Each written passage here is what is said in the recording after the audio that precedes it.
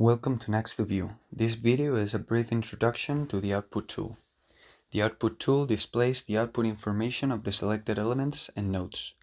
You check that the options checked in the lists of load cases, increments, results, etc. are correct. You show the plot contour results and make a selection.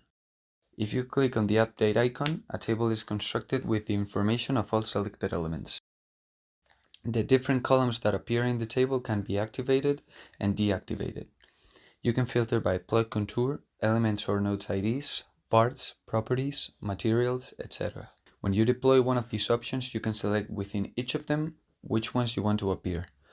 Once you have selected them, press the OK key and the list will appear. You can also filter by the following options. In this case, we filter the ID list of the selected elements by those that are less than. What you leave visible on the table can be exported to Excel, CSV, XML, or PDF. To export it, click on the Export option and a window opens to select where you want to save it and how you want it to be named. As you can see on the screen, the file in Excel format has been saved correctly and only what we have left visible in the table appears.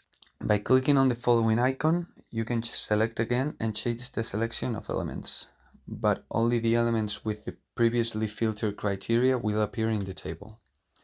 Finally, clicking on the last icon displays the coordinate axis of the selected elements. By zooming in on the selected elements, you can see their coordinate axis. This concludes the introduction to the Output tool. We hope it has been useful.